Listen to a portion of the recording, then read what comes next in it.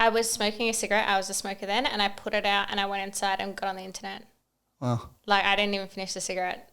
Do you remember what the first thing was that you like punched into the internet? I can't remember, but it would have been something to do with relationships at the time or something like that. But yeah, it's insane. Like, that noise in us, sometimes like the world is so dark and we get so stuck in our pity, but it really just taught me like that little flame is in there somewhere and it's just waiting to be ignited. And for us to put aside our conditioning and like lean into that flame. And I think that actually making that conscious decision, like how deeply I meant that, and just poured gasoline on it, and it was like today, now, not tomorrow. Like, this is your life. It literally was like I was going to die if I didn't do this. Fair to say that was probably like rock bottom then?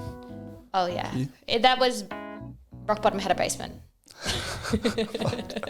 yeah. I'm Ren McDonald, and this is the Hope Initiative, a show dedicated to learning about humans on planet Earth, where I speak with everyday people to find moments of success and struggle in their life to help inspire hope in yours.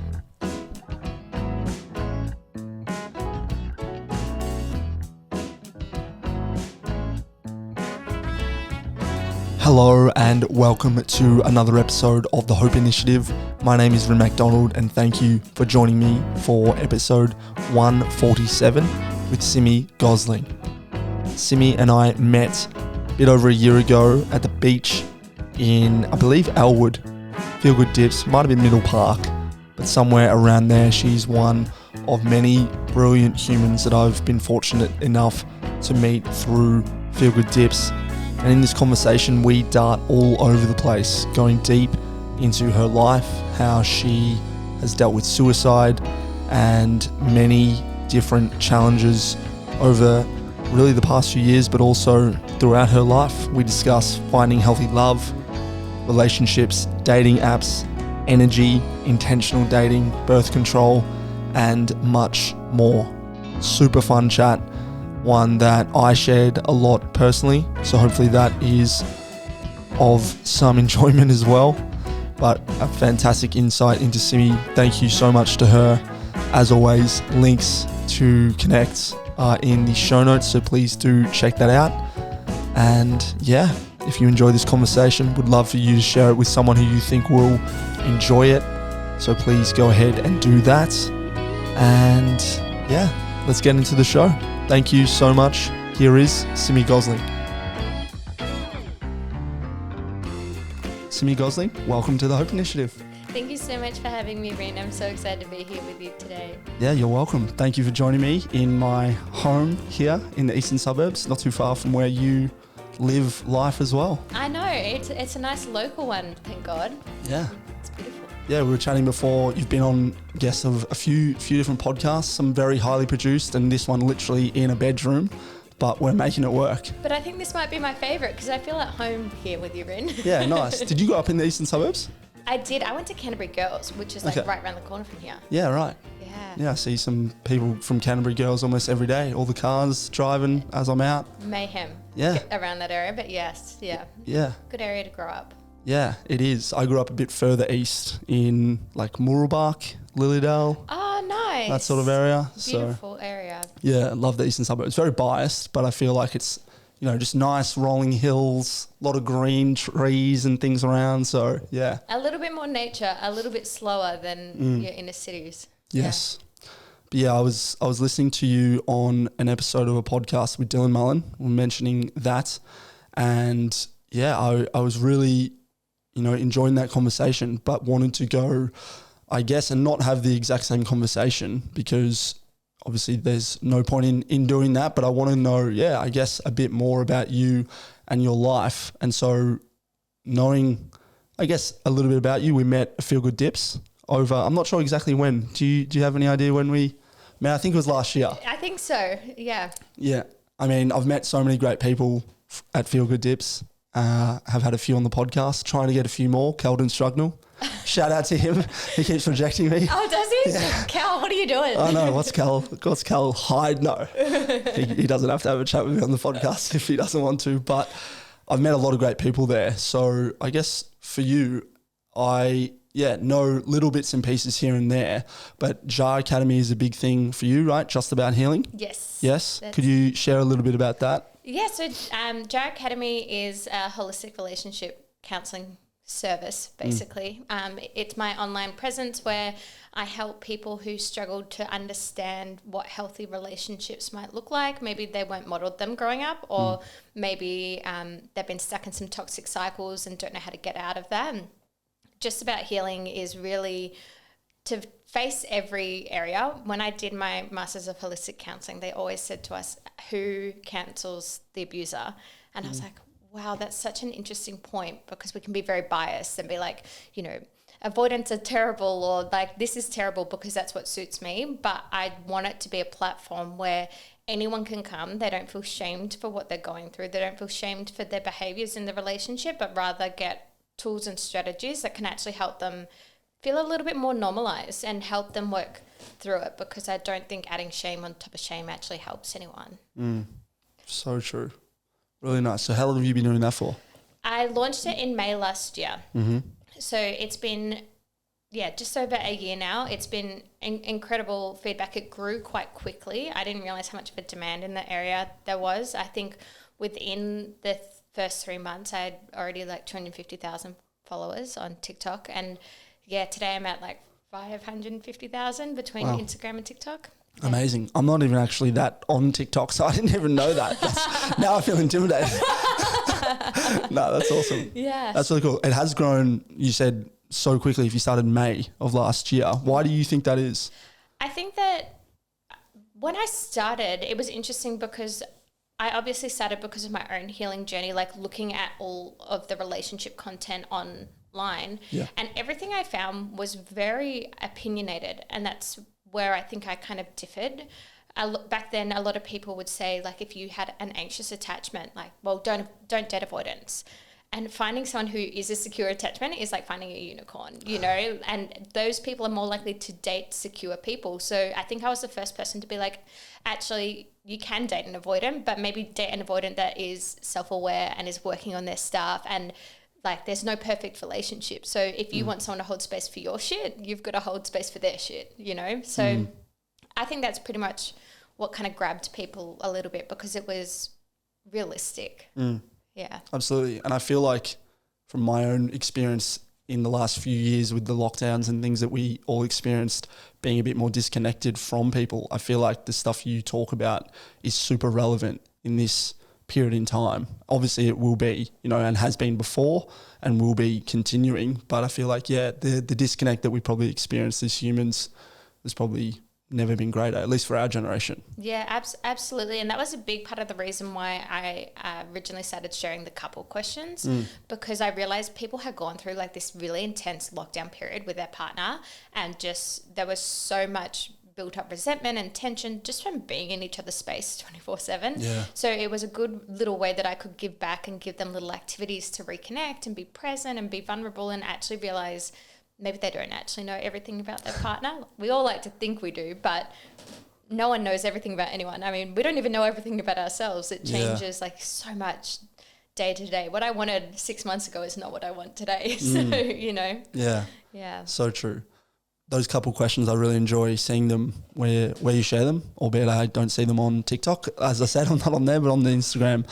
I wanted to actually start with one and pose it to you. And I had it written down so I didn't forget it. And it was essentially opening it up to you to share whatever is relevant. But that question is, describe a moment in your life that significantly shaped who you are today. Ooh. There is one defining moment. And I kind of, in order to like answer that, I'm going to have to give you a little bit of a background on my story. So yeah, please. I didn't have the best childhood growing up, and I'm not going to go into that today, but it was really quite difficult because I didn't have healthy relationship models. And because of that, I kind of grew up and went into my teenage years of really dating people that weren't the best for me. They weren't horrible people, but the toxic cycles that played out from just both being in that unconscious state was like huge. And I would get triggered to the point that in my early teens, like unfortunately multiple times I tried to end my life. Right. And that might seem like a really big jump from like being triggered to trying to end your life. But, you know, when you're in that moment and you feel those visceral effects and like that adrenaline pumping and you don't even know what it is or you don't know anything about the nervous system, you're like, how do I make this stop? And all I wanted was a way out of that feeling. So as I kind of grew older into my early 20s, I kind of learned not to do that and like the pain it was causing the people around me. So I kind of completely dissociated really and started drinking alcohol every weekend, doing drugs every weekend. I started my first business then. And like, so that was a really great distraction of not having to face my stuff because I found this false purpose, you know, of making as much money as I could. And that kind of went really well until COVID. And then when COVID happened, because my business was in marketing, that was the first thing to go because people really didn't know like what was going to happen. So I kind of lost that safety blanket. I couldn't really go out anymore or drink. So all those cracks that I had kind of suppressed were starting to show again. Right. And until I went to a hen's party, I actually got really drunk and something triggered me. And I actually don't remember what it was, to be honest. But I just remember like screaming and crying, and my poor friends were like trying to like grab me and like took me back to the house and get me to calm down. And they'd actually tried to get me into so many hospitals, but they wouldn't take me because I kept saying I knew better. Like I really, like the urge, like it wasn't just thoughts, it was like the urge to do it was so strong, but I knew better not to do it. So the hospital was like, well, we're not going to take you, which was devastating because for them and for me. And after 24 hours, I was like, man, I can see how much this is just killing them. So I lied and said I was fine and asked them to take me home. And I remember getting home and looking at my cat and like thinking of my friends and being like, if I do this, they're never going to forgive themselves for dropping me home. Like I can't do this today. Like I'm going to ruin their lives.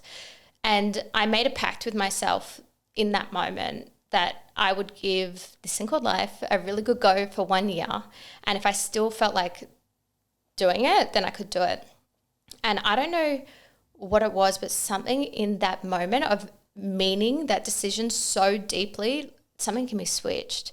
And I realized like we all secretly back ourselves. Like we don't say that we do out loud, but no matter how low we're feeling, there's always like that little bit. And that little bit just jumped out and I got to work. And I read every book, listened to every podcast. I went to psychiatrists, psychologists. I even microdosed mushrooms. Like I just was like anything. And in that year, that one moment changed my life so much that within that year, the people that helped me that day were calling me for advice. I was like, me? And they're like, yeah, like, you know that like knowledgeable one, you know the answers. And I was like, wow. So I went back and studied my Master's of Holistic Counselling.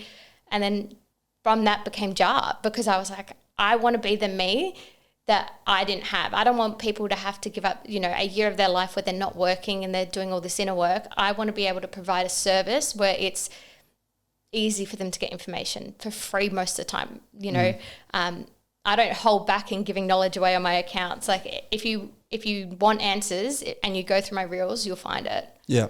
So yeah. Wow. Amazing. Yes. Thank you for sharing. Thank you. Yeah. That's, yeah. I mean, I heard little parts of that, but in like that previous episode that I listened to, like I mentioned, but yeah, hearing you share it in person is different for obvious reasons. So thank you. In terms of like that period of your life, if we could go a bit deeper, you say it was at a hen's night and maybe this moment that was it built into that night. What was your like 3 year, 1,000 days sort of roughly leading up to that period in time? Was it, you mentioned, you know, the drugs, the alcohol, suppressing sort of various emotions, but what was it really?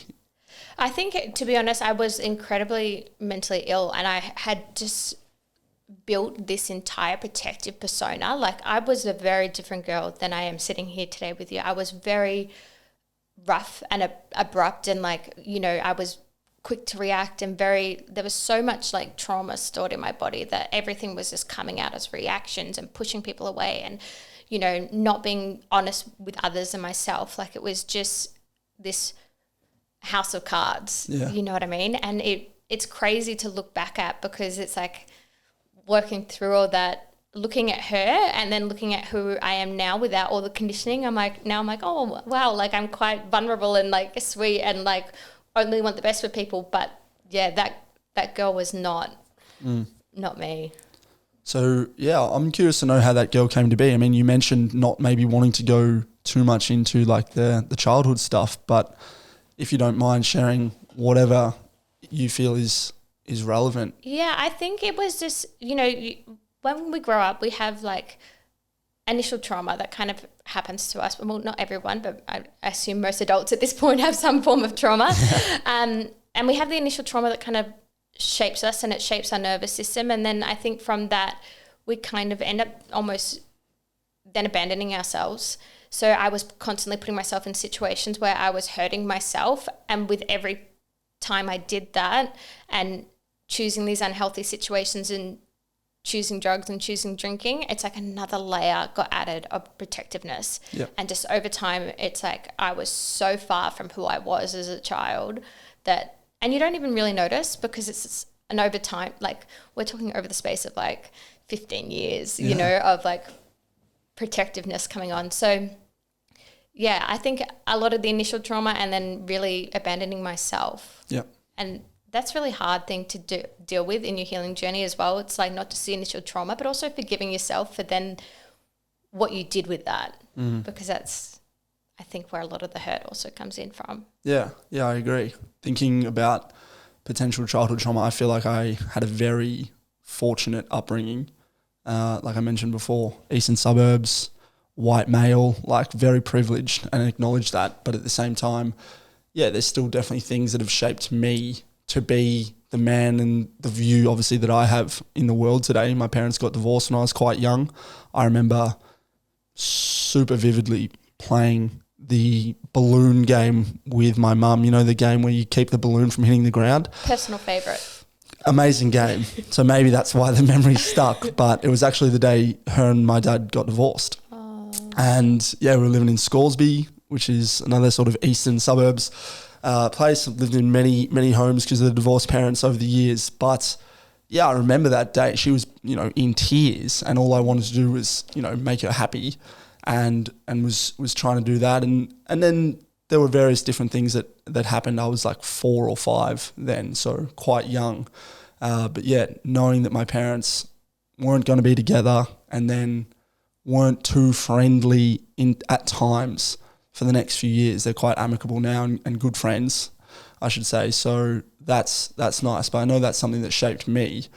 I don't know if you have any young memories that you might care to share that, feel like shaped at least that girl that was, I think that it was difficult because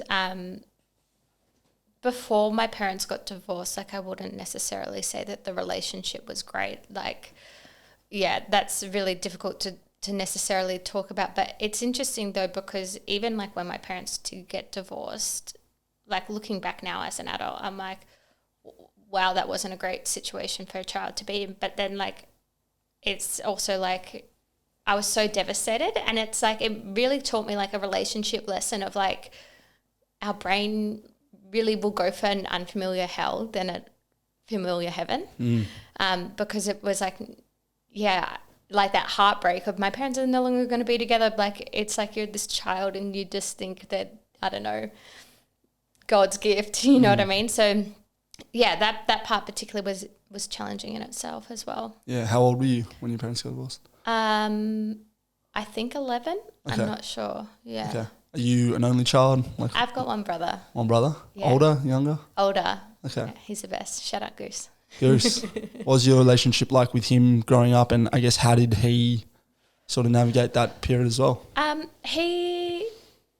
relationship is really interesting because we're not like the people that call each other every day. Okay. But I think that there's just like an undeniable bond there from just experiencing the world together, and particularly like a lot of those challenging situations that we went through as children. So I think that we really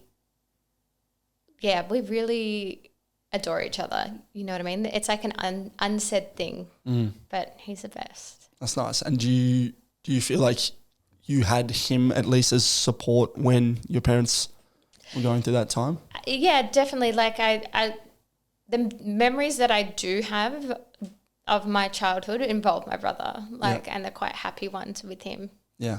So that's always nice. Yeah. What did you want to do when you grew up? That classic question that I wanted to be a ballet dancer. Oh yeah. Yeah, that was my little goal. I used to practice. I used to practice like all the dances that I would do when I made it to like big time dancer. But obviously that dream faded, Frin. That's all right. I've got 2 left feet now. Oh really? Yeah. I'm sure you'd be good cutting shapes on the dance floor somewhere. Yeah, on the SB. At the SB, yeah, that's exactly right. Yeah, I don't think that they enjoy it, but I do. I love it. How's your life turned out differently then to what you maybe thought it would be when you were, whether it was an 11-year-old girl or 21-year-old girl? It's interesting because I think that I always kind of thought that I would just kind of like grow up and like do what everyone else does and, you know, have a business or a job or a life that wasn't so entangled. But now looking at my life, it's like, it's very entangled, you know what I mean? From like everything that I went through to like helping other people who might be in that mental health state. So it's like that I never expected. Like I never expected. It's interesting because I kind of look back and I'm like, everything happened for a reason because I'm able to meet people at such a scale of where they're at. So I think that that's definitely, I never expected that to be my life purpose. Yeah. You know? Yeah. Yeah, that's interesting. I feel like mine, in a sense, has, developed and seemingly yours has as well. So you were doing the marketing stuff before Jar Academy, which was last year. Could you talk more about like the business that you started? I think it wasn't it a cafe? Yes. In like a gym? It seems random as. It was random as. Yeah. This is the thing with childhood trauma, Rin. You don't know actions for your, consequences for your actions. Sure. So I was just like, what do you mean? Like, I can't just go out and buy a cafe. Like, you think it's like Monopoly money. You know what I mean? Like, you've got no fear. Yeah. It's good. It is. And I'm grateful for that because I don't think I've ever been scared. Like, I hear a lot of people say like business is so terrifying, but I've never had that because I just threw myself in it so young. And I think, so my first business was my cafe. And then I was getting people to come from Instagram, and the guy that owned the gym, shout out Craig Finney, he like approached me and he's like, how are you doing this? And this is back like 2013 Instagram, like posting 3 pictures a week. It was a marketer's dream. Yeah. But he asked me, can you help me with mine? And I was like, sure. So I started helping him with the gym, and then he had a product called Exerslide, and that started to do well. So he's like, do you want to come on like as a business partner? And I was like, yeah, I do. So I sold the cafe. We spent the next few years traveling Australia, doing fitness shows, went over to Auckland, did an Ashy Bynes fitness show. Like we did some really cool stuff with that. And we kind of ran that as long as we could. You know, it's like any product. You've only got a couple of years until someone tries to copy you. Sure. And we kind of did a little pitch to Kmart, and then 3 months later they had slides in their shelves that weren't ours. So gotta love that. So then I had, from that success of Exerslide, I had a lot of people ask me to do their marketing. So I went on to do a lot of like mentoring businesses, mentoring like receptionists, how to do it for like the business that they worked for, did a lot of workshops. And then it's interesting because I still do marketing now. I do it for healing modalities because I understand that not everyone's going to resonate with JAR, but if I can give people who I think are genuinely going to help people a platform, obviously they still pay me as well, but if I can help push them and I feel passionate about it, then I'm like, oh yeah, I'll take you on. Nice. Yeah. So always an interest in marketing. Or maybe not an interest, but a talent. Was it an interest? I wouldn't even say it was an interest, to be honest. Even now I'm like, it's not an interest. And then people are like, oh my God, you got like, I don't know, 150 million views on JAR. And I'm like, I'm winging it, babes.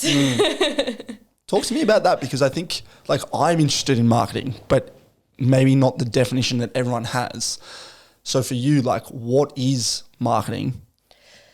It's interesting because I think that's where I've been successful with marketing, because I think a lot of people look at it as like strategy, and yes, I do use some strategy. I try to post every day, like I be consistent in the times that I post, but so much of it is selling a story and selling your unique view and making the people that watch you feel something. Yep. And make them connect with you, you know, and not just shoving, you know, buy my course at them. And I think when people really niche down and actually find like that creative, heartfelt message that they want to share with the world, and then they're sharing it authentically and consistently, things tend to blow up. Yeah. People can see what's real, you know? Yeah, I think you do it really well in the videos that you share, and it's, yeah, whether it's just a simple video of you on a beach somewhere with, you know, an interesting caption, or even just talking to the camera. I think it's a skill that you can develop, but I like the idea of, the storytelling. I definitely think that's the key. I mean, that's why I do this. I've always been interested in marketing, but not that I'm going out and trying to market people per se, but it's just like, let's find out about your story. And then if it's something that people resonate with, that will be shared. Absolutely. And people remember that more than anything. Yeah.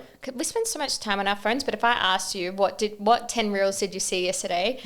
Yeah. Yeah, probably more than 10, but yeah. but you can't even remember them like the next day, you know what I mean? But the heartfelt ones stick out to you. Yeah. Very true. Yeah. So then why JAR and the things that you focus on, and potentially, and I could be wrong, I haven't consumed all of your content, funny, you know, the 10 reels, but why not like alcohol or drug rehab? Why specifically like love and connection? Why that? When I went through my healing journey, the biggest thing for me was that I felt so unlovable. Like I was like triggered all the time. Like I would easily argue with my partners. Like I just was so confused, and I felt so unlovable. Like I felt like, and I was so angry at like the world, being like, you know, why has everyone else got it together and I don't, and like I can't figure it out, and like this constant narrative, and that stayed with me from the moment I woke up to the moment I went to bed. And when I started researching, like in our brain, the circuits that are attached to attachment and the way we attach to our partners, they're plastic, which means you can change them. They're changeable.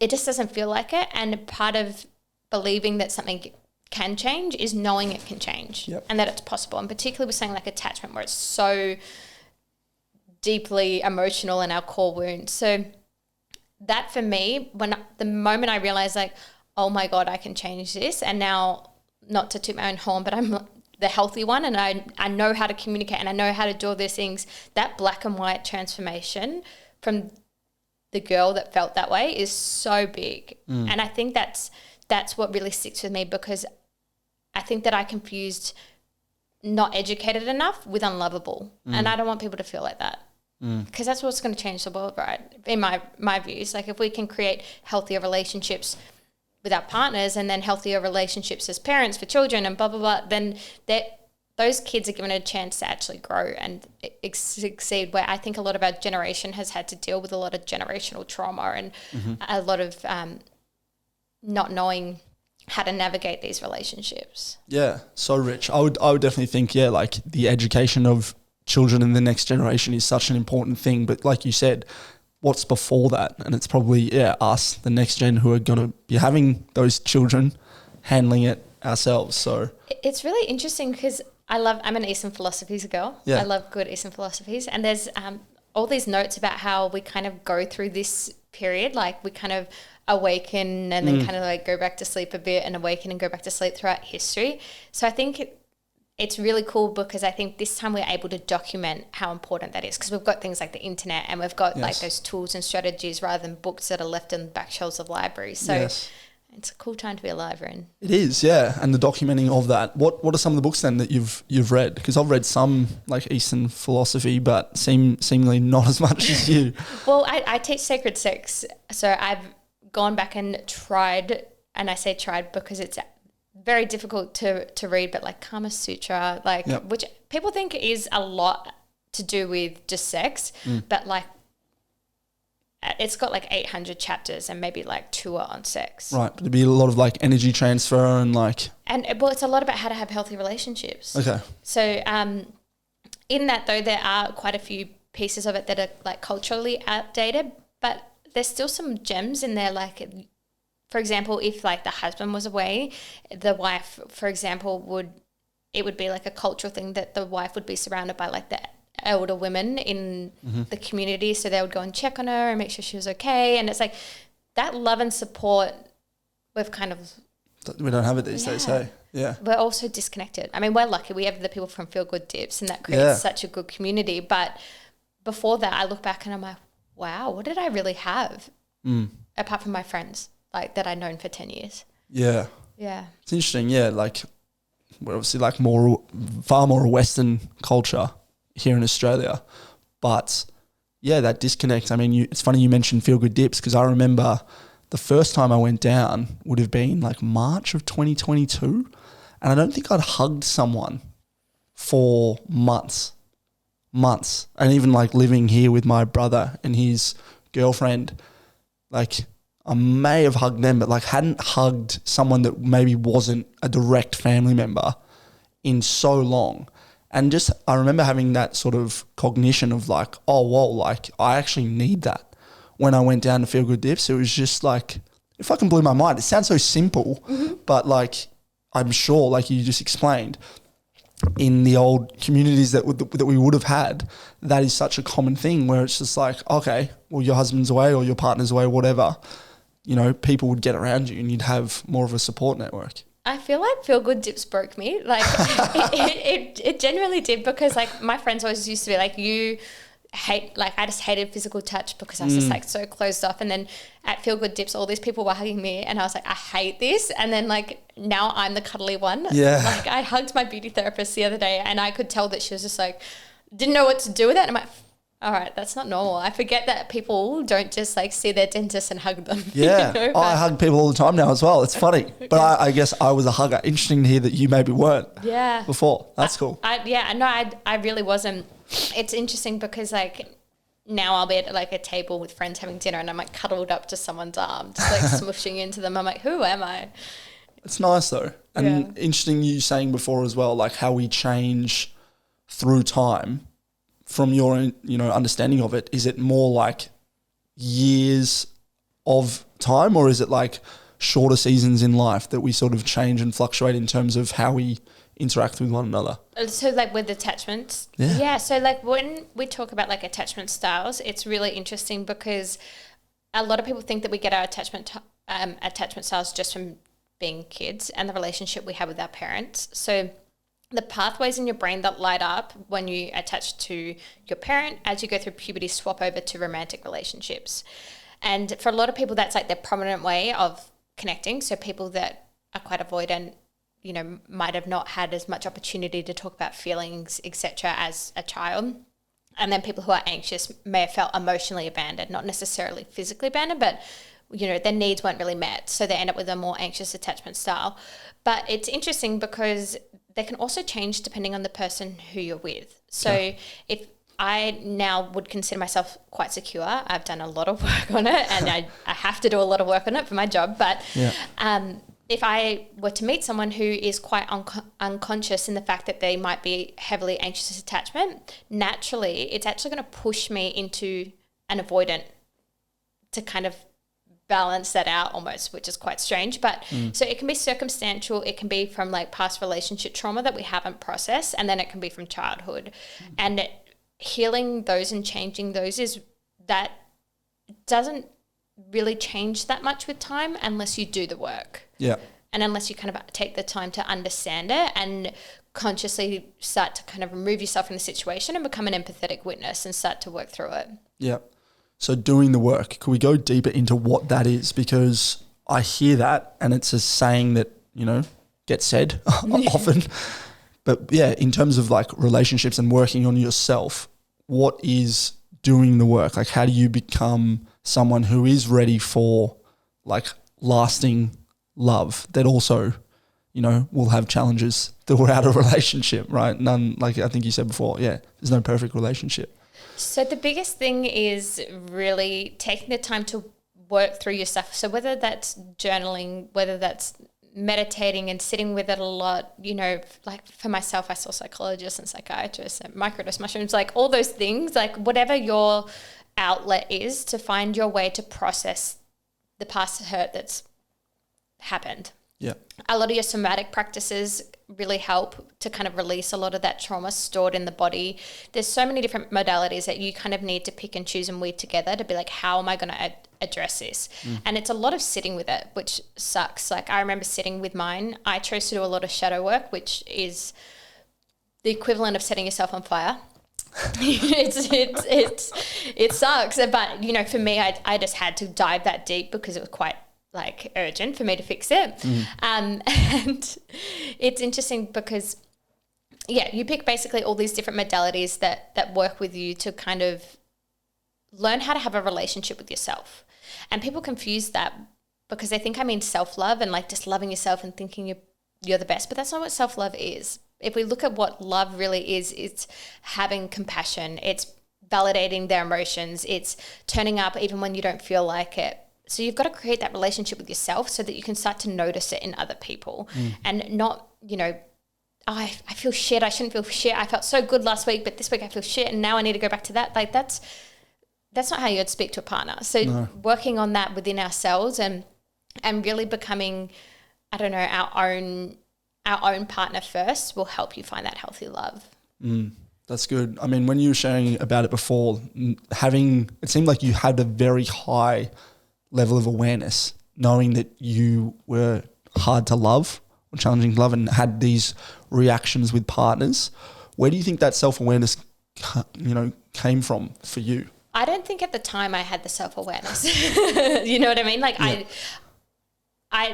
knew it was more of like a self-pity thing. Like it was like, why am I so difficult to love? Why am I rather than actually knowing? I think that's kind of why I would go from, a trigger all the way to trying to kill myself because I just didn't understand the process that my body viscerally was going through and mentally going through. It was like 1 minute I'm here with my partner and I'm fine. And the next minute my skin feels like it's on fire and I want to jump out of it. Like I couldn't understand that. I had no idea what the nervous system was or like any of that. So I think that a lot of that awareness I had to really learn over time because it was a desperation, if I don't change this, I'm scared that I won't be here. So, yeah. Yeah. I'm curious to know if you can really remember that day after you sort of made that decision of giving yourself 1 year and then something clicked. How instant was the click? Like, was it? I was smoking a cigarette. I was a smoker then and I put it out and I went inside and got on the internet. Wow. Like, I didn't even finish the cigarette. Do you remember what the first thing was that you like punched into the internet? I can't remember, but it would have been something to do with relationships at the time or something like that. But it's insane. Like that noise in us, sometimes like the world is so dark and we get so stuck in our pity, but it really just taught me like that little flame is in there somewhere and it's just waiting to be ignited. And for us to put aside our conditioning and like lean into that flame. And I think that actually making that conscious decision, like how deeply I meant that and just poured gasoline on it. And it was like today, now, not tomorrow. Like this is your life. It literally was like I was going to die if I didn't do this. Fair to say that was probably like rock bottom then? Oh yeah. That was rock bottom had a basement. Yeah. Yeah. Mm-hmm. It's nice that we can laugh about it now, that you can laugh about it. I'm feeling like I'm laughing about it because you're okay with it. I probably wouldn't if you weren't. It's funny because I've been working with Mikey Knowles a lot because I do laugh about it a lot. And part of it is, dark humor coping mechanism, but also a part of it is like, I hate to seem insensitive to anyone who's in that spot, but I think, I've done so much work on it that it just feels so far removed at the same time, if that makes sense. Yeah. So, yeah. Well, you've said as well, like that was like a different version of Simi. Like it isn't you anymore. And obviously you can go through those things, But yeah, clearly there was a lot of stuff that was causing you to feel that way that you're probably not doing now. Yes. Right? Which helps. The work that you've been doing with Mike, who's been on the podcast, by the way, he's a legend. We love Mikey Knowles. Love Mikey Knowles. What is some of that stuff? Because he's, great in terms of like mindset and that sort of space. Yeah, so I originally went and worked with Knowlesy because I was really bad at talking on podcasts. Interesting. Yeah, I used to just sit here like really tight and I would speak at like 10x speed, trying to like get it over and done with, and not really sit in it and enjoy it. So I originally went to see him with that, and it's incredible because he's an amazing public speaker, and we started working together and we kind of worked back through the layers, and I realized that there was a lot of fear around, saying the wrong thing towards my story and upsetting some of my family, or there was a lot of fear of crying. Which I did. I stood up in front of 40 people and told my story on Monday and burst into tears and cried the whole time because I saw Knowlesy crying. This was Monday just gone. Oh, amazing. So I'm blaming Knowlesy for that one. But yeah, so that's kind of like what we were working through of like how I could, when you do a podcast, you're already becoming like a heightened nervous system because you're like, oh, like this is a bit scary and out of my comfort zone. So then going back and telling a story as heavy as mine was challenging because it changes the dial. What I can talk about off camera, suddenly on camera, it's like times 10. So yeah, he's been really good. I never expected it to be actually such a deep personal journey as well, but it's everything that we do when we hold ourselves back, there's a limiting belief somewhere that's happened or caused us to be that way. So it's been a really cool journey with him. Yeah, that's cool. And interesting on the topic of podcasts, obviously we're doing one of those right now. What's a random question then that I feel like I should ask you? I don't know, I'm asking you to share, but like what's something that you've maybe never been asked on a podcast? I don't know. See, I think this is something that I think to ask people at the very end is like, what is that thing that I should have asked you that you were like, oh, if you ask me this, I can share this story. Has anything come to mind? Maybe about, no one ever asked me about my future. Everyone loves my past story. Don't give a fuck about what you're getting up to. Yeah, no one cares on where I'm going. They're just like the inspirational story. But I think no one's really asked me what my vision is. Interesting. Yeah. I actually did want to know that. I'm not just saying that. For people who listen to a lot of these episodes, they will know that I love to know ultimately, where you've come from and who you are today, but what you're planning for the future. So let's go there now then. What is Simi's vision? So at the moment, I've been working with Jack from Square and Simple to film my online courses. So I know that there's a lot of stigma. A lot of people that do come to see me as a client are like terrified and they feel quite ashamed. So I have created 6 courses based on the 6 things that people come to see me for. And I'm just going to have them online so people can download them and work through them at their own time without anyone knowing, and have them at an affordable price so that they don't have to spend the thousands of dollars I did on therapy. To be able to know what tools and strategies they need to start to work through certain like difficult areas. So that's like a really big goal of mine, is like just accessible information for everybody. Nice. And then my second goal with it is that I'm designing like products to help people reconnect. So I've got like a couples board game and like these really wholesome activities just to encourage couples to get off their phones, just to actually bond with each other, invite in like that inner child playfulness, and kind of just grow together a little bit.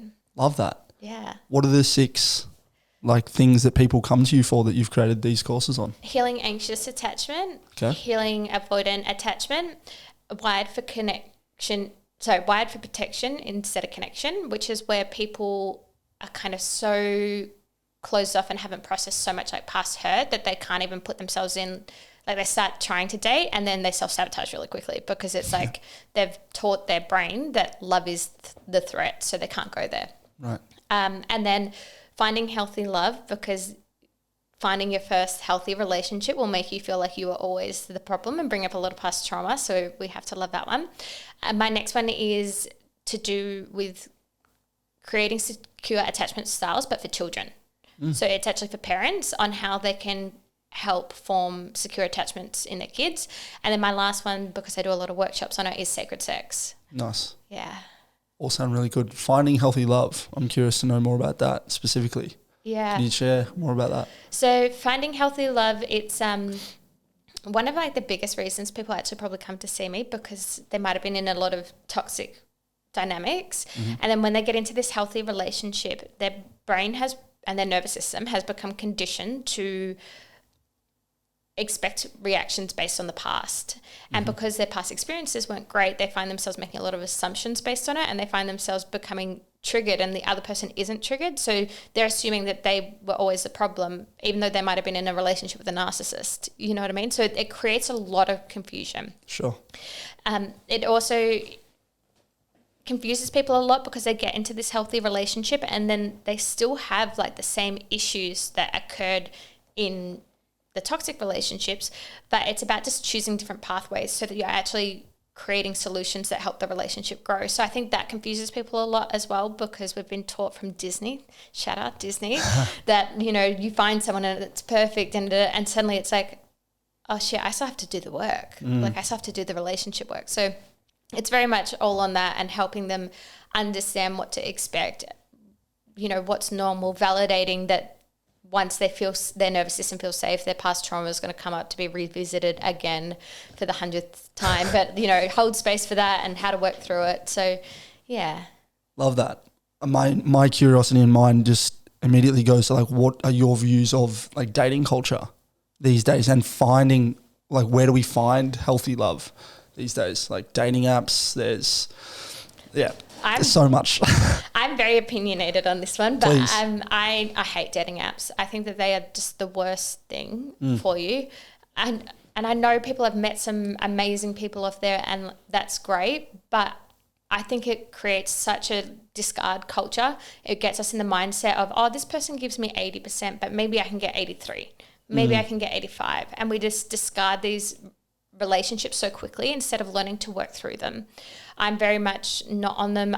Everyone I meet is in person, because usually if I meet them in person, I value them more, because I can't just be like, oh, he's Rin's friend, I'm going to treat him like shit and just ghost him, because He's then just pixels on a screen or something. Yeah, because then you'll be like, why'd you treat my friend like shit? Like there's consequences to my actions. So I actually have to, you know, navigate relationships out in the real world where I don't feel like that happens with dating apps. And I find that a lot of people go onto dating apps and they start talking to someone and then it doesn't eventuate to anything. Their feelings get hurt and then they go back on the app to stroke their ego. But then the same thing happens. And over time, that just creates this completely different view of who they are, where they feel unlovable and they've got low self-worth. And it's just this perpetuating cycle in the hopes to meet someone. So I'm anti dating apps here. Anti-dating apps. No, I probably would agree with all of that, really. I mean, I've definitely used them. I would assume you have as well. Yeah. It'd be interesting to be completely anti something if you've never like experienced it for yourself. But yeah, I definitely have been on that sort of hedonistic treadmill of like, swiping and getting the dopamine matches and going on dates. But like you said, there's little consequences when you haven't maybe met someone in person and and I guess get to a talking stage through having to ask someone for their number or like consent in person, which has like more risk attached to it than just a fucking swipe. Yeah. Right. And I think as well, so after my breakup, I went onto the dating apps and that's how I formed this opinion. I was probably on there for a month, and particularly because I was quite aware from everything I had learned, I was seeing I was like, that's not good. And it's interesting because being in that period of where I was like kind of just actually figuring out like what it was doing to me, when I did then go and meet people in real life as well, it actually felt almost even harder because I had to like be vulnerable about and go through that stressful period of actually being like, did they like me? Do I like them? You know, and sit in that uncomfortableness and grow from it. Well, you don't have that on dating apps. Yeah. It's interesting because like you as well mentioning before how it is a wonderful time for us to document how we're feeling as humans and going through like this conversation will hopefully help, you know, a lot of people who listen. And there's lots of cases of that. I've been through my own, you know, growth journey and consumed a lot of, you know, books, podcasts, content online. But I think that there is something to still be found with meeting people intimately through the internet. I don't know what it is, but I feel like there could be something that helps. But I definitely think that meeting people in person is far, far better. And maybe the thing that is the digital thing is like take a Feel Good Dips, for example. Like I met my girlfriend at Feel Good Dips. Yeah. Just like she went to one dip. She went to one. She's only been to one at this point. But yeah, we met, but we connected because we met in person. But the fact that like that is a platform that people will find out about, for example, online is pretty cool. So maybe that's the thing. Maybe I've just figured it out. Two things here. One is, and that's the thing, right? Even when I was going like on like the little dating apps and I'd go on the date, within 10 seconds, I was like, you knew. Our energy, we are not, you know, this is not a thing. So I feel like in person, you actually get to experience like, how does this person make me feel? Oh, I feel comfortable with them. I want to get to know them better. And two, tell us about your girlfriend, Rin. Well, I will. But on the point of like meeting in person, what do you think it is? Because I really believe like body language is obviously a massive thing, but the energy that you sense, eyes, like all of these things. And I've been on dates through meeting girls on dating apps, and like having a phone call before definitely helped. Excuse me. Speaking of girlfriend, there's the fucking phone ringing. But it that helped having a bit of a conversation. But yeah, the meeting in person, I think is, you know, yeah, you can see someone, you can see how they react if they're interested in certain things. So they did this study, and I can't actually quote the reference, so excuse me, but in this study they found that people's nervous systems, they don't know why, sometimes just don't get along. And I think that's obviously at a much deeper level, but I always find that so fascinating because sometimes like you're like, oh wow, this person's really cool, but then like every time I'm with them, like I just feel something within me off. And it's interesting because it's like your nervous systems just don't get along. And on top of that, there's so many things that go into like our relationships. So like people can be like fast processors or slow processors. So a fast processor is someone, if I say something quite emotional and heavy to you, you can conceptualize that and respond quite quickly. Where someone who's a slow processor might need to take some more time and kind of like bounce it around in their head and see how they feel and then come back and talk about it. Another one is our nervous system state. So you can, within your window of tolerance, you can be either more sympathetic dominant or parasympathetic dominant. Someone who's sympathetic dominant is like me, where I'm very like almost hyper and I'm like up here and bubbly. And then someone who's more parasympathetic dominant is like the people that seem just like, so probably you, Rin, like so laid back, chill. I was going to say, but I feel like I'm the other way to be fair, but no, fair enough. If that's sure. Like you just seem like, so like, yeah, man, just whatever, you know. Nice. So that plays a role in it too, because I know that people that are super laid back probably look at me bouncing around the room and are like, she doesn't stop until I just kind of like fall over and pass out. Interesting. I mean, energy is a massive thing, which is, so important to figure out if you're compatible in person for that. And I take it as a compliment being described as someone who is chilled and calm in that sense. And I've, met a few people at various points and they say, oh yeah, you do have a very calming energy, which is quite kind. In fact, the episode that I put out last night with a girl that I just walked up to at the park, we had this conversation and she just said, yeah, you have a very like non-judgmental energy, which is nice, but that's something that you can work on and change. I know that in my early 20s is personal and making me probably seem like an asshole, but I was a bit of an asshole is probably just the simple way of putting it, like judgmental, cocky, not to everyone. And it wasn't like this thing where I felt I was better than people, but a clear example that stands out in my mind, and I know the moment it shifted was when it was around running. And I used to sometimes, you'd be in the car with a friend or a girlfriend back in the day and different things. And you might see someone running, for example, and you'd laugh because their running style is not what yours is, which is so stupid. I know that now, but it took me going through a really bad injury on my hip and not being able to run for almost 3 years, like on and off. But basically some mornings, like, not being able to get out of bed, like terrible pain, to then realize like, hey, that person that you're laughing at could be their first run back from an ACL, or it could be their 50th kilometer that they're currently running, or like a whole host of reasons. They also just might not be, what you think is a great runner. It doesn't matter. They're out there. They're doing the thing. So it was just like, how dare I sort of, I guess probably mirroring, my insecurities onto that scenario. And probably wasn't aware of it at the time. And maybe it's just a thing as we get a little bit older and read a few more things and listen to more perspectives that we go, I don't know everything, and calm down. And so I think my energy has changed, but it's probably through doing the work and doing different things that have definitely helped that. That's so interesting. I think a lot of our kind of generation particularly, it's such a big thing because that whole lockdown period really made us have to sit with ourselves. Yeah. Like my grandpa, rest in peace, I love his soul, but he was still like that at 90. You know what I mean? Like he was still like, you asshole. Like there was just no like real, I don't know, defining moment for him to have the information that we do to make those changes. But it's interesting though, because I definitely think that you've got a very calm, chilled energy. Like I told that story crying on Monday, and here I was able to kind of sit here and have a bit of a laugh. So you've got something good going for you, Rin. Appreciate it. I mean, if we're talking about the girlfriend, which was the second part of the question, which I'm happy to share about, because I know, Nadia Zakaria?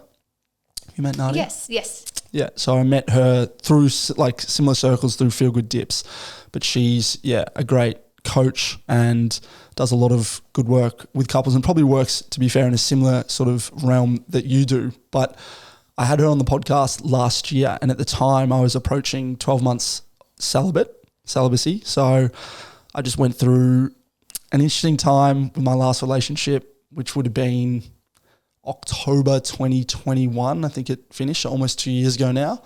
And I just decided that I was going to, not focus on finding someone. I was about to turn 29. So definitely felt like I wanted to at some point. I have always wanted to have a relationship and a wife and a family, but that relationship just didn't go the way that I thought it would. And so I was like, let's just have a break. Let's focus on me and really, do that thing that probably a lot of people do when they go through. It wasn't a terrible breakup. I've gone through worse, but it was just like, fuck, not the ideal thing again. So anyway, I essentially just, it ended up being almost 2 years celibate. I won't go into too many details around that, but ultimately when I decided that I wanted to date again, I was super intentional with my energy and where I sent that. And there were still times where I noticed when it changed for me, there were a few instances where people were interested in me and I wasn't aware of that, and I probably didn't have full control of that energy. And it's still probably something that I need to, work with, even though I'm very much committed to my girlfriend. So I'm not looking to send that energy anywhere else. But it was just interesting that, when I sort of made that decision, the flows back in the other direction changed. But ultimately, decided that, casual sex was not something that I ever wanted to really partake in again. So whilst I went celibate for a long time, I definitely still, wanted to enjoy that part of life. And I just feel like creatively it allowed me to do a lot more, focusing that energy. And ultimately when I started dating my now girlfriend, we went on many dates and spent days together. I met her parents, she met mine, all before we'd slept together. So and we had some big chats about how many kids we wanted to have, where we wanted to live in the world, even though we haven't necessarily settled on that. But these are obviously big things. And I mentioned to you before, I interviewed my grandma yesterday. She's about to turn 80. And within 6 months of meeting her husband, who's now passed away, they were married. She was 16 at the time, right? So this is in like what would it have been, the late 50s. So like completely different time. But I even asked her, like, did you have these conversations? Like, because they wouldn't have been talking every day. Like me and my girlfriend, we talk on FaceTime every day. It's currently a long distance relationship. It's not ideal, but they wouldn't have had that. Like she said they saw each other on weekends and they weren't talking during the week because they couldn't afford a phone. Oh my God. So like we are in this hyper like fast forwarded society and our energy is just like strewn all over the place. So I know I've very much taken the mic here on this for a moment. No, I'm very much enjoying it. Thank you. I guess it's just like being more conscious with my energy and like being off dating apps for a long time. Haven't watched porn in probably 3 years. I don't know the last time was when I did that. And even like I'm saying celibate, like I was quite intentional with masturbating as well, to be honest. So that is all, I think, something that has enabled me to now have what is hopefully going to be, a long-term, relationship and marriage. That's amazing that you actually like kind of took all that and kind of, like you said, kind of controlled that energy. Like you kind of brought it all back to you. Because I think it's interesting once we actually start focusing on ourselves and just building our own blocks, it's crazy like how many people are actually gravitate towards you. Like I remember when I wasn't very mentally well, like I'd go out to bars and be looking around like who's looking at me, what guy can I talk to, blah, blah, blah. And now I'll be sitting at a cafe reading a book, and which I do quite a lot. And I would say half the time someone approaches me and asks for my number because I'm just this thing existing rather than that energy that's flowing out. Yeah, is like obviously pulling in. Yeah. Yeah. But that's really interesting. How did you find like that transition from like, sorry, now I'm interviewing you, but I'm really interested in this. How did you find that transition of someone who was kind of very open to like say porn and like casual sex into swapping into like making that decision? Like, did you struggle with that? Yeah, well, I think like my first relationship was 4 years and I lost my virginity to that girl. I was 18. Wow. So I'd only slept with one girl up until the age of 22. And then my next few relationships, like I hadn't really had casual sex for, until I was maybe like 25 was the first time that I slept with someone that I had no intention of marrying. And I remember that being a thing of like, if I would sleep with someone, I would marry them. And that's not a religious thing that I have in my life, but it was just a view that I personally had. And I remember, I guess I violated that. And yeah, again, that's just a personal thing for me. I realize people listening will not agree with that and some people will, and that's great. This is I think it's a beautiful thing. Yeah, thank you. I think it's all for us to work out what is real for us. But I remember, not going down that line and I wasn't, sleeping with someone every week or anything like that, but it was definitely enough casual sex where I was not who I know that I am.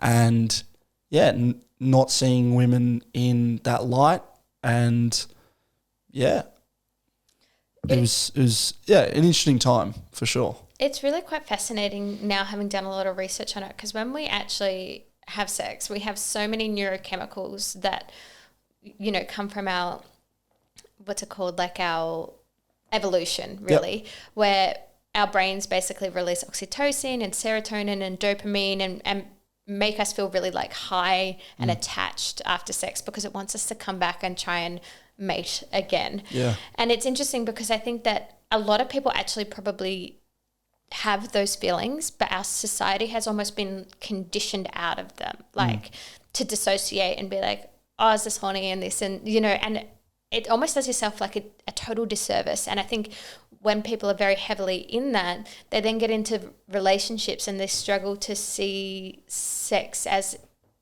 important and as special as it is, because they kind of flick it back on. Yeah.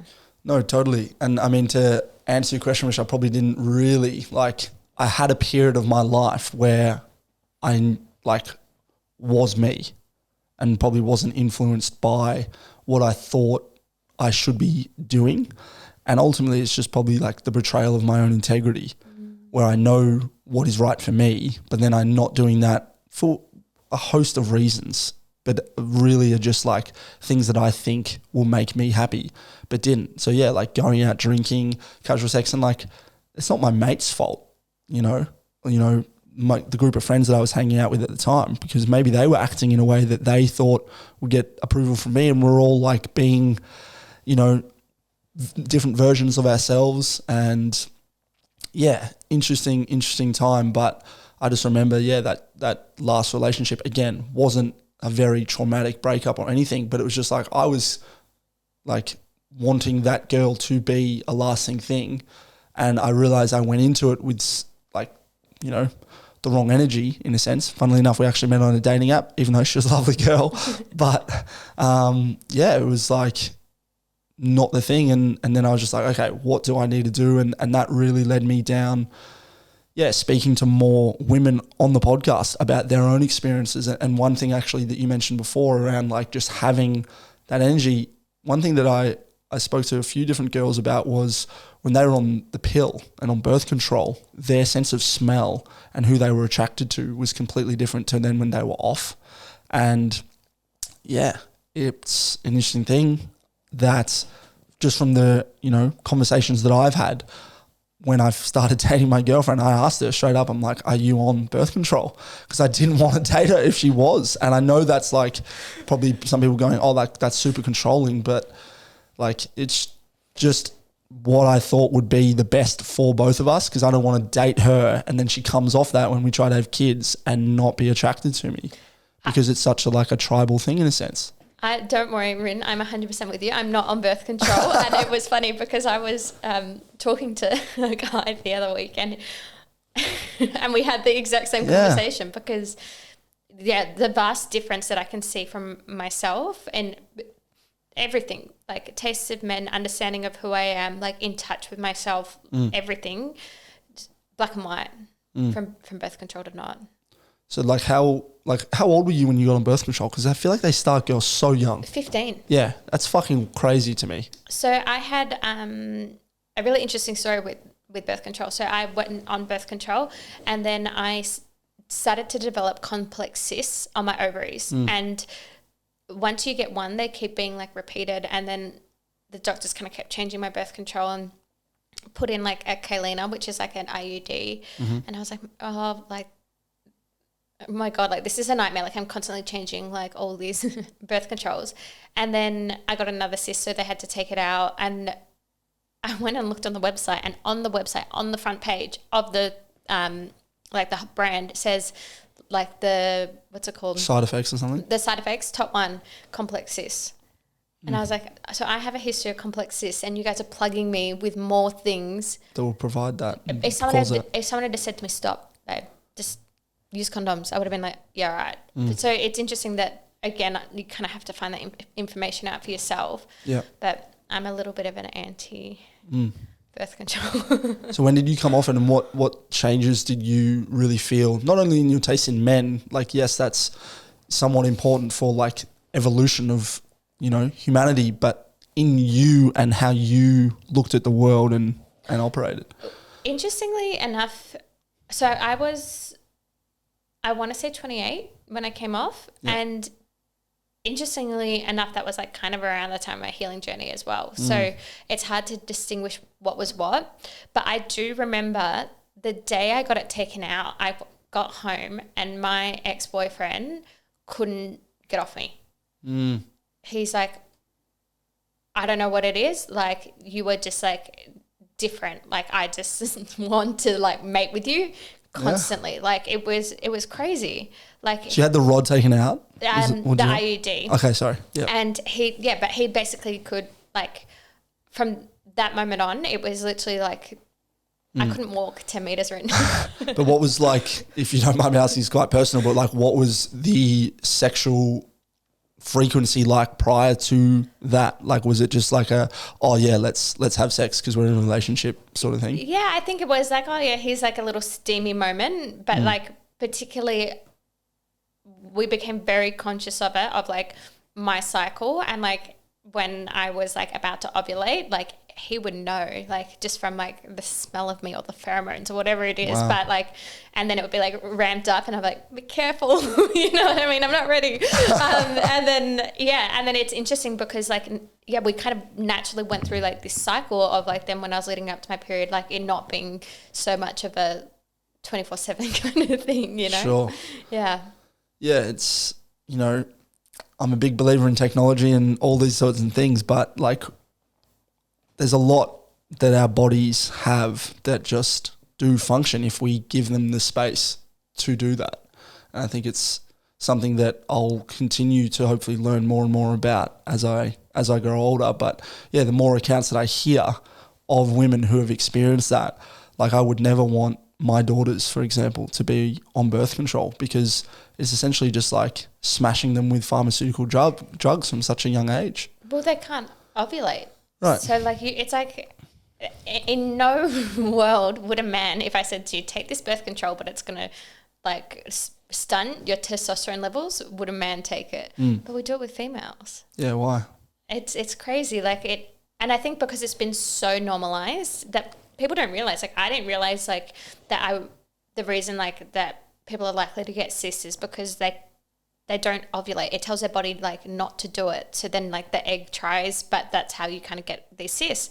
And it's crazy because it's just like not common information. No one ever actually sat me down when I was 15 and said, this is what it's doing to you. This is like the repercussions of that. And is this something you want to do? It was literally like, well, you're 15, you got your period. There you go. Yeah, I mean, my thoughts are just like, it's in a sense, you're getting half the population on something that and I realize you may be not paying for it, but someone's paying for it. Someone's making money from that.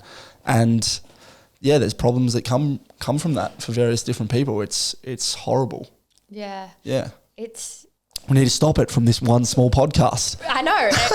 Sign our petition. And yeah, fucking oath. Might have to make one. But I mean, the more conversations that you have about it, and maybe someone's hearing about this for the first time today, like, yeah, I think it is an important thing. And yeah, I'm glad that, you know, my journey took me down that path of then being confident to say to a girl that I liked, like, hey, I'm not gonna date you if you're on birth control. Yeah. It was just black and white. And I'll wear condoms, sure, but I'm not gonna date you. And I think, you know, it's actually really interesting, like, and it's from being a female in that situation myself, like, it's actually really good that you're like that and that you support that kind of like not being on it, because I've found that I've had men be like, oh, what about like, you know, and try and almost it feels better if I don't wear a condom. Yeah, like right. trying to almost like be like, are you sure you wouldn't? I'm like, wow, like it's crazy. Like, I don't know. Like, and that's not to shame them. They just don't have enough education to understand probably the effects and what I went through. But it's like, I think it's a really important conversation for men and women to be having. Like, if you want to have kids with this person, don't you want them to be in optimal health? Yeah. Which then leads me though to like casual sex is like, it's the short-term thing, and no one really cares about what you're going to be like in 6 months if you've got cysts in your body, because, you know, how long does a one-night stand last for? That's why I'm anti-casual sex as well. We're really just exposing all my views on this podcast. Well, I am too, but I don't know, like I've definitely, experienced it like I talked about before.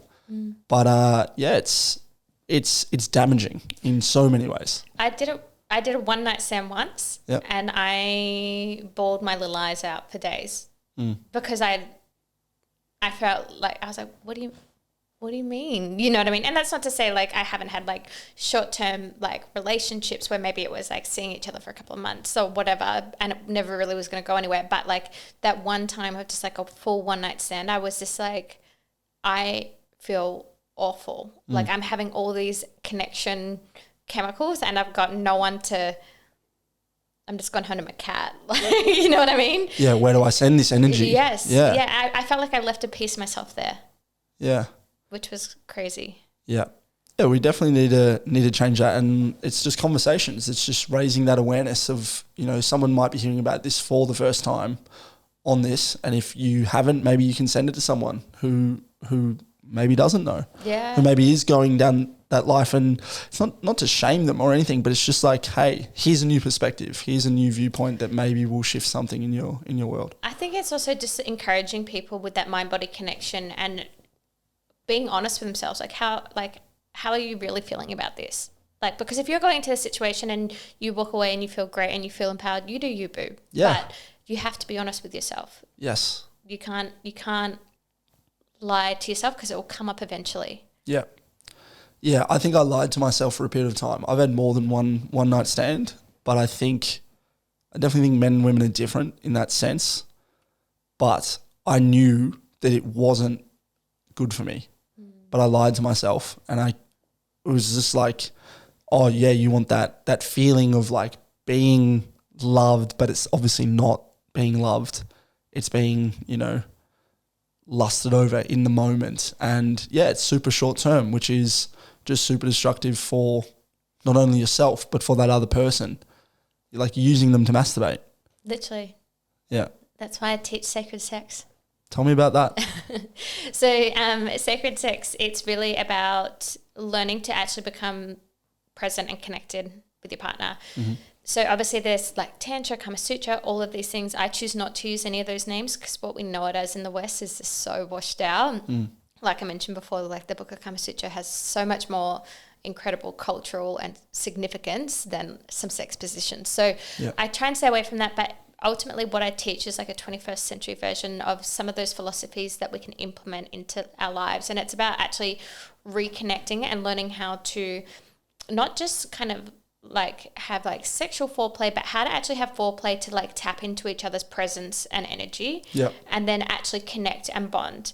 And I love it so much because it changes like relationship dynamics. Like if you're stressed, you're actually going to find yourself wanting to go towards sacred sex because it actually puts you back into your parasympathetic nervous system. It calms you down. It's co-regulation rather than being stressed and being like, oh, I don't feel like it. So it actually kind of helps with all of that. It makes you more vulnerable because you've actually got to eye gaze and sit there and breathe with your partner. And then in difficult moments in your relationship, you kind of have this resilience to vulnerability because of what you've done in sacred sex. It just completely changes and shifts things that even afterwards, you're not wanting to just run away from each other. You actually feel closer. Yep. It's not like, oh, well, we just wanked each other off and now we're off, You actually want to now on my phone scrolling or something. Yeah. You actually want to sit in it and in your little love bubble and feel all those neurochemicals buzzing around and enjoy that moment. Love that. So maybe for people listening, like what are some of the like first steps that they could do to implement some of the things that you teach outside of directly getting in touch and doing your course, for example?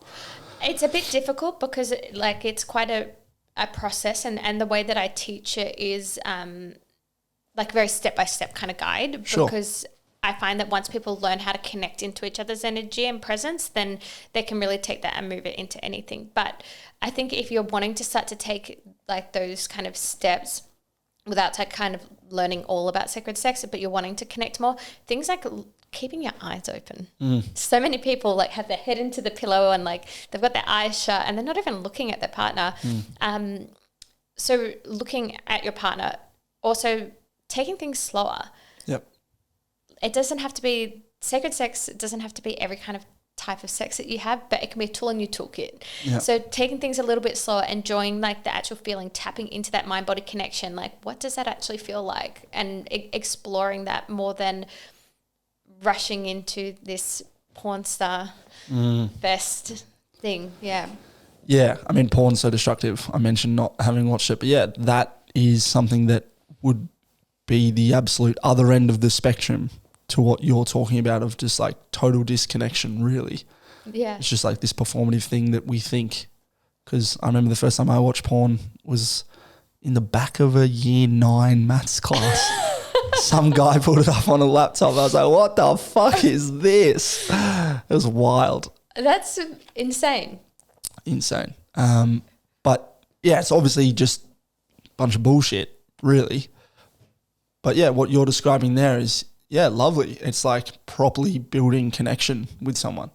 Absolutely. And it's not even just building connection like with your partner, but building connection with yourself, because we don't realize how much like we are in our heads during sex. Like, am I doing it right?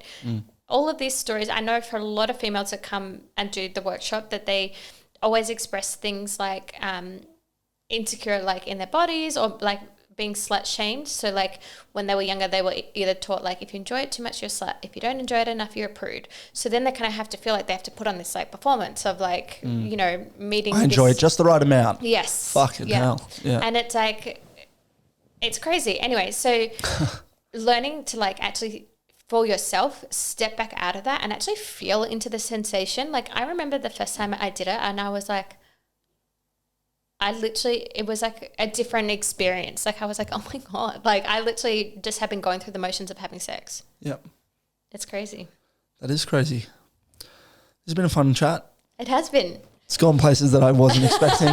I've shared a lot that I definitely didn't plan on it. Yeah. This has been good. I've got a few more questions that I feel like I just want to refer to just so I don't miss them.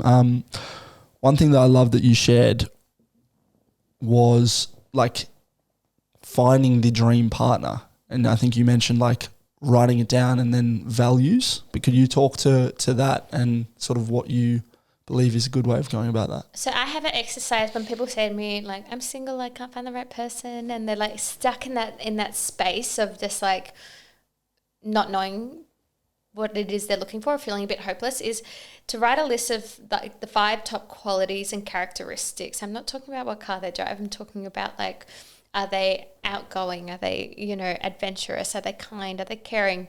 Your top 5 qualities, and write that down on a piece of paper. And then on the other side of the piece of paper, write down 5 qualities that you want to have that kind of match that. What would a person who had those 5 qualities look for? Who do they want to be with?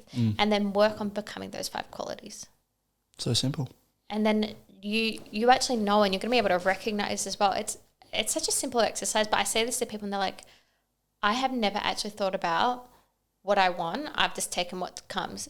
And it doesn't actually slim down the dating pool whatsoever. Since doing this, like I kind of said to you, like this last year, I feel like I've had more opportunity from doing this and doing the work. I've had more people approach me and more opportunities than I ever did. Because I think people can tell a little bit like that.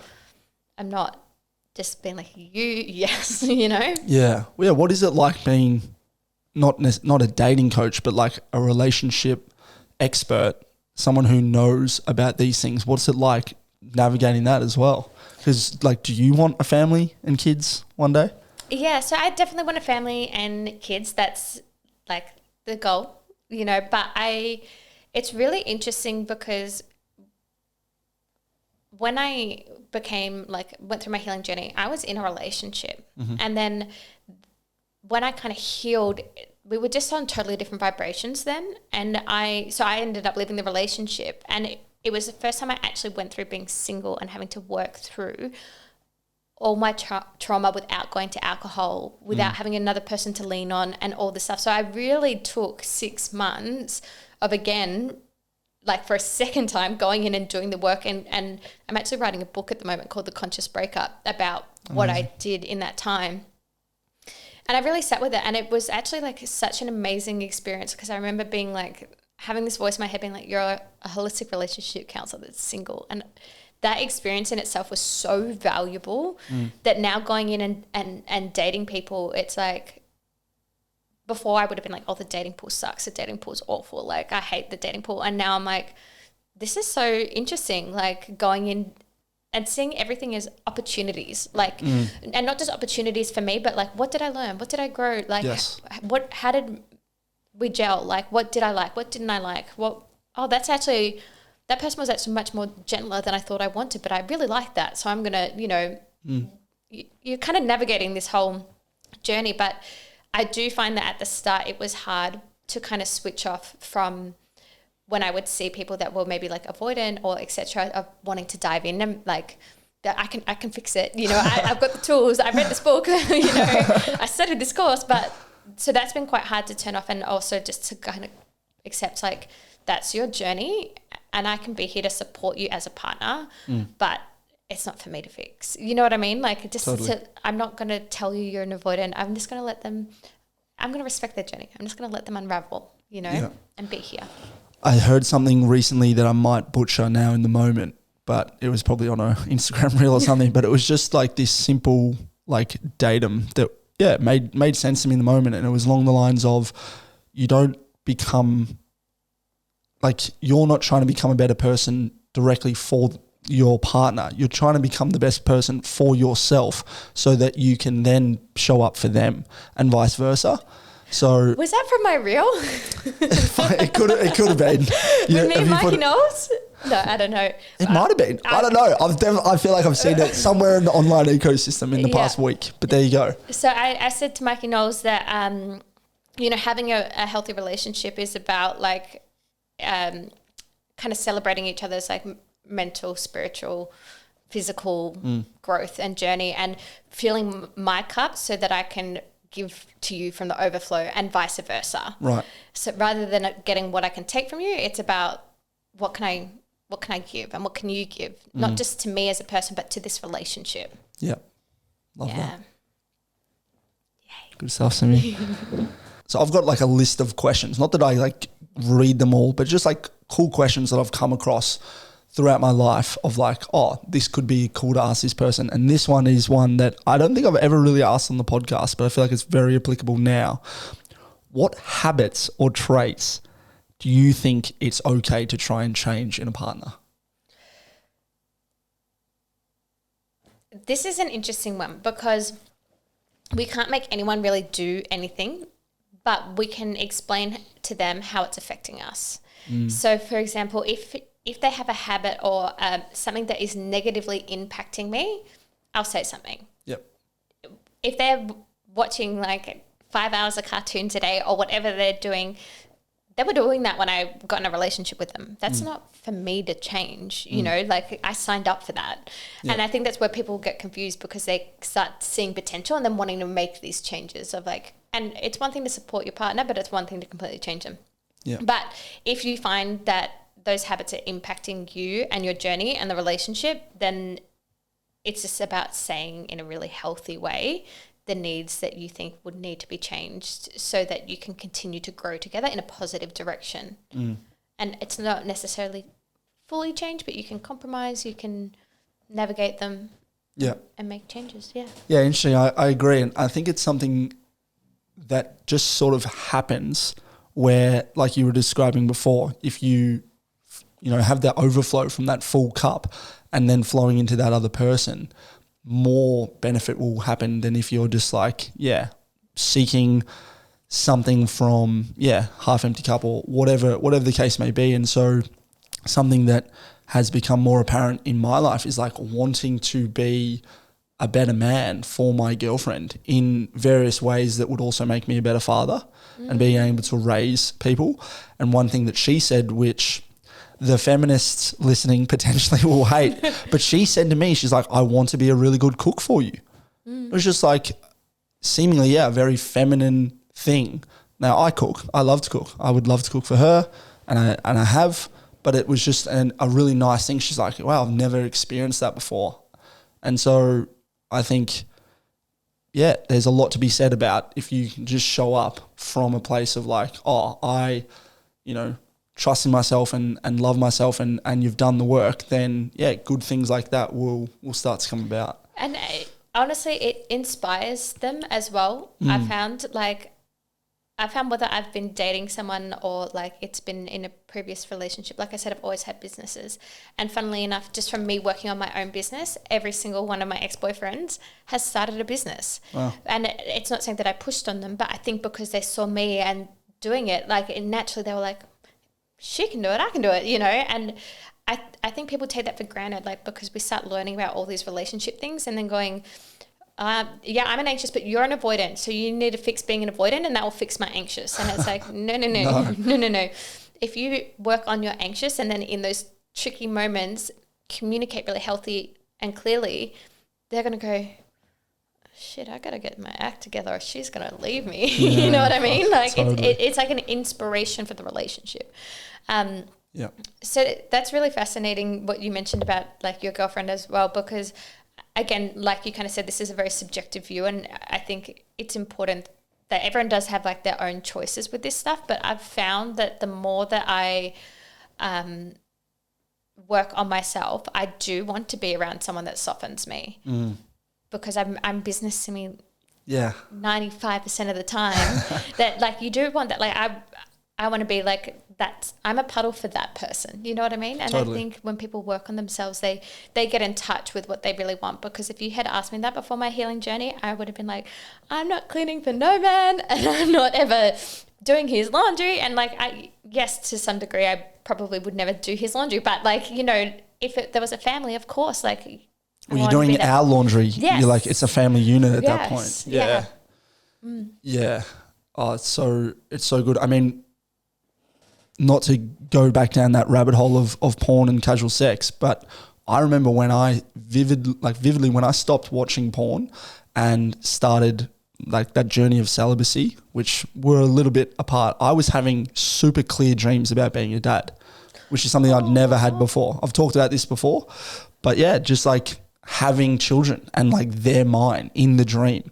And I think like when you lose that energy through casual sex or through, you know, masturbating mindlessly to porn, you lose that. And ultimately, like, what is a marriage? Like, it's creating life together. It's creative energy. That's what having kids is. This is my opinion. But I think when you have that with someone that you're really connected with, you want to do those things. You want to be able to help them and do that. Now, yes, more traditionally, the woman might have cooked or done the washing, but like, I don't give a shit. Like, I'll do that if that's what's going to help the family unit the most. Now, yes, there can be masculine and feminine energy and all of that, but, you know, having those roles and playing them is something for people to figure out in their own relationships. And I think on that note, it's also really interesting how much, like, you know, obviously now as well as we're talking about it, like we're trying to be quite careful because, you know, it is a very touchy subject for a lot of people.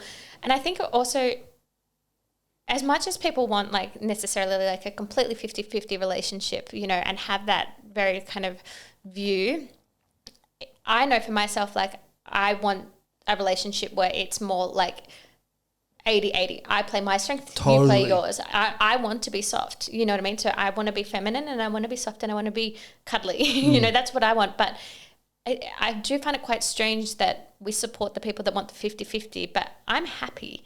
I want the soft, but somehow now that's kind of seen as like, no, like that's bad, you know? Totally. I find that really quite fascinating. Yeah. I want to be a mum, and it's interesting because it's like I work so hard on my businesses and doing the courses and the products and turning my income quite passive so that I can be at home with children when I do have them. And I don't think that I should hide that goal. I don't think I should like, but No. you know, if you say it out loud, then like some men are like, wow, she's crazy. But you do think about these things. And I think we need to start having that conversation more. Yeah. I'm glad we're having it now. This has been a fun conversation. I know. We're paving waves here, Rin. Yeah. 80-80. I like that. I like that as a concept. Just show up and, you know, communicate what you want and you'll find that. You'll pull that energy in, I think. Absolutely. Yeah. Very good. Very nice. I think this might be a good place to end it. I've got maybe some other questions, but how I normally like to end these conversations is asking what was something that I found quite interesting listening to a lot of Tim Ferriss show podcast episodes, Joe Rogan before I had my own, and they would have these super high profile guests on and they'd ask this question and the answers would always be quite similar. So I was wondering like what would my dad or the neighbor or someone at a park say, or, you know, a woman that I've met at Feel Good Dips, for example. So I'd love to know for you, Simi, what advice would you give to perhaps your 11-year-old self, the girl whose parents were going through that divorce, if you could go back now with all you know? One thing instantly comes to mind, and that it will all be worth it. You know, I think that's probably the most powerful thing that I could say, because I think at 11 I still had many years of hardship to come in front of me. So if I could give her that knowledge of just keep fucking going, because now I wouldn't change a thing, you know? Yeah. Yeah. Love that. Thank you so much. Is there anything else that you might like to share that I haven't prompted with a question before we go? I don't think so. I love this podcast so much. We've gone in so many cool, funky directions that I don't probably normally get to go to. So I've loved it. Appreciate it. Yeah. I'll put all the links to the things we've chatted about in the show notes. Check out those courses. When will they be available? So we are looking at the 15th of September for the first 2, and then probably every kind of month after that. Beautiful. Well, hopefully this was a conversation that people will find valuable and can share for all time. So they'll be out by the time that, you know, people are listening to this after, a couple of weeks from now, really, because this episode will be out soon. So you just gave me massive anxiety. 15th of September sounded so long away, and then I was like, that's like in 2. It's literally like 2 weeks away. Jack. Let's go. No, this has been awesome. So thank you so much for sharing. And there it is, another episode of the Hope Initiative. Thank you so much to Simi for the conversation, for the candidness in which you spoke. I really appreciate your time. As always, ladies and gentlemen listening, I would love for you to share this episode with someone who you think will enjoy it. An hour and a half of your time. I appreciate that so much, and clearly you've enjoyed it. So yeah, please do pass it on and support the show in whatever feels real to you. All those links are in the show notes, and until next time, keep creating your life, and all the very best.